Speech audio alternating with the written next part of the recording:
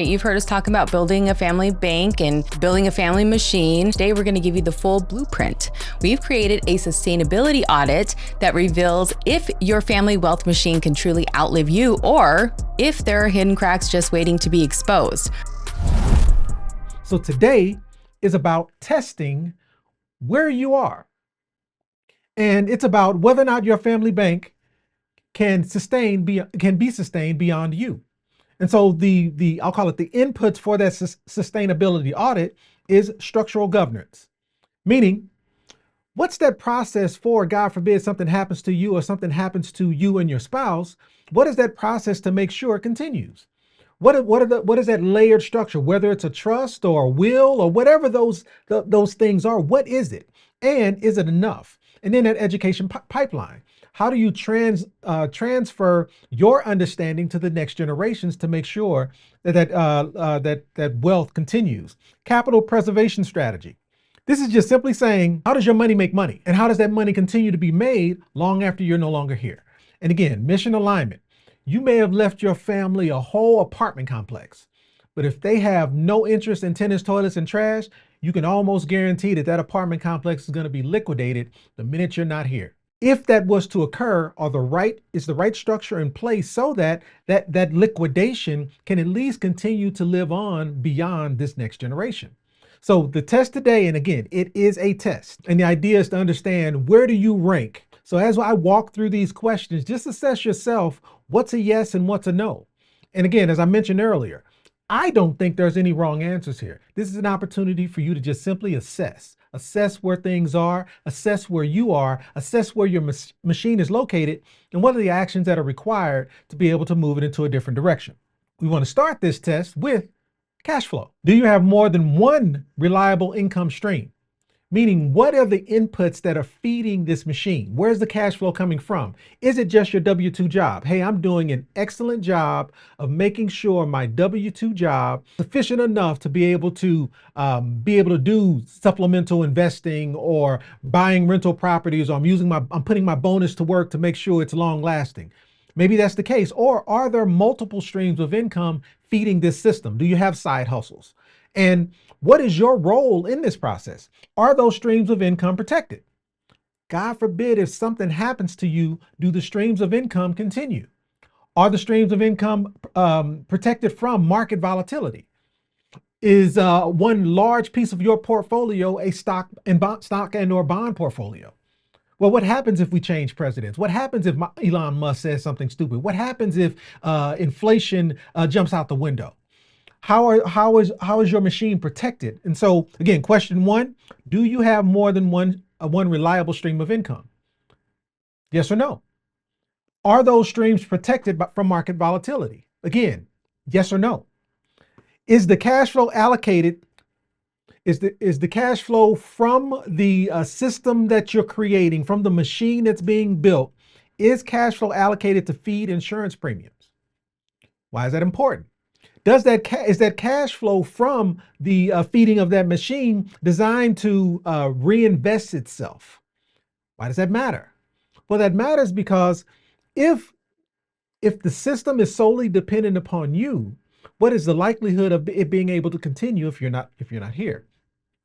Is there a family operating system? Is there a family operating budget, rather, tied to the wealth plan? And this is just ultimately stating, what is that process to make sure things are able to go beyond you? And that's the goal. And so when I talk about a machine, and again, I know you guys love my handwriting. When I talk about a machine, I'm really talking about something that's pretty basic, meaning, do you have some type of secure compound interest account? Is there a self-directed 401k that owns some rental properties, some subject twos, some land, some REITs? Do you have a first and or a second position HELOC? And are you using that HELOC to feed this SKIA? Meaning this machine is being fed by all of these different inputs.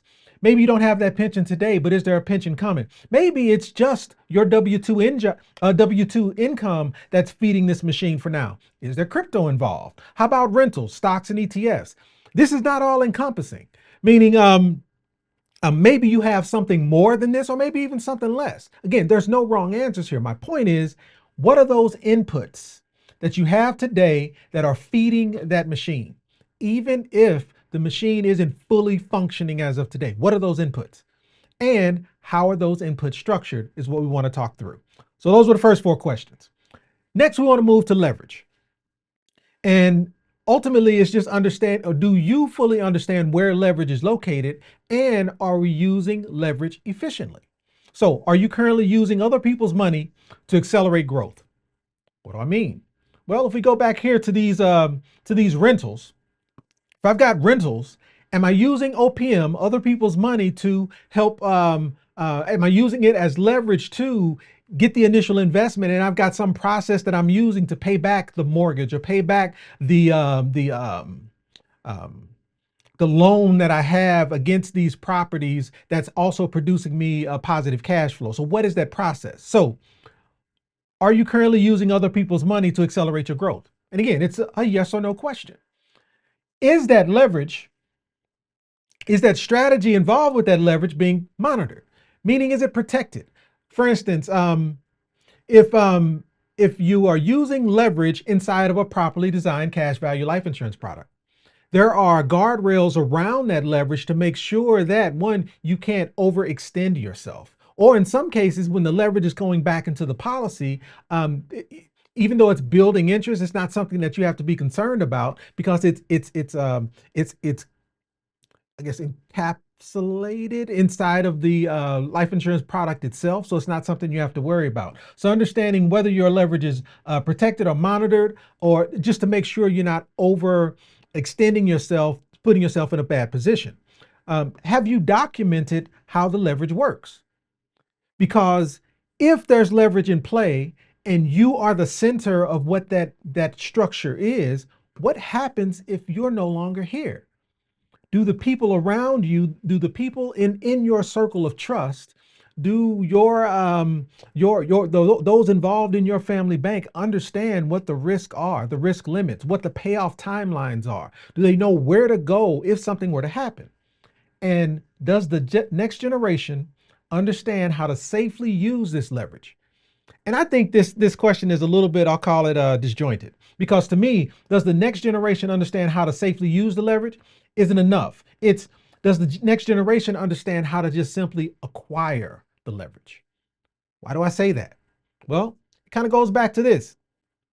If this is your machine, and a portion of your machine involves, I'll use yellow. A portion of your machine involves a home equity line of credit. Well, if that home equity line of credit is a large input to feeding this machine, my question to you is it truly a machine? Because 9 times out of 10, if it's a home equity line of credit, that home equity line of credit is dependent upon you. So if we take you out, that home equity line of credit is no longer a open-ended product that you're now able to use and get multiple uses out of. You lose that home equity line of credit. So my point is, if your machine is dependent upon you, do those in your circle of trust understand the impact of you no longer being here? And do they understand the process of being able to, because let's say the home is in a trust, God forbid something happens to you, there's no loss of the home, but now we need to replace the leverage that we've lost in this case. And so do the members in that circle of trust understand the steps required of them to now go get qualified? Or better yet, has the education been happening such that they already have been building up to what that might look like over time? Meaning, they've already gotten their credit in order. They've already been using credit cards to do velocity banking. They already have been working on their credit favorability to make sure that, God forbid, if something happens to you, it's just replacing one system with another. And so, and again, understanding where you impact this process is important, because again, if all of the inputs involve you, a self-directed 401k is tied to you and your business. Your W-2 income is tied to you and that job. You take these away. Yes, there may be an inheritance, some dollar amount, but is the process structured correctly so that that dollar amount is then reinvested back into this process to be able to keep this machine going? That makes sense? And so, come back here. So as we were talking about leverage, are you currently using OPM? Yes or no? Is your leverage strategy protected? Is it being monitored? Have you documented how the leverage works and the process involved if something were to happen to you? And then the last one being, does the next generation understand how to acquire leverage if needed? Because this is important. And if they don't, again, whose job is it to make sure that those boxes are checked? So again, these are just yes or no. Where do you fit in these 4 questions? And then as it relates to asset growth, are your assets diversified? What are those inputs to this machine and how is that machine impacted? Does it all involve you? So are your assets diversified? Is it real estate? Is it insurance? Is it a business that you own? Is it some intellectual property? Is it art? Are those assets held in an entity? What is the structure? What is the structure involved if something were to happen to you? And again, maybe you don't have that structure or the structure that you truly want today. This is just to identify where the opportunities are. Is there a plan for reinvestment? Not just a payout. So meaning, again, if it's a life insurance based product and that life insurance policy is on you, something happens to you, there's a death benefit that pays out. Well, what's the role of that death benefit, and what is the reinvestment process to make sure that death benefit continues to compound, continues to make money?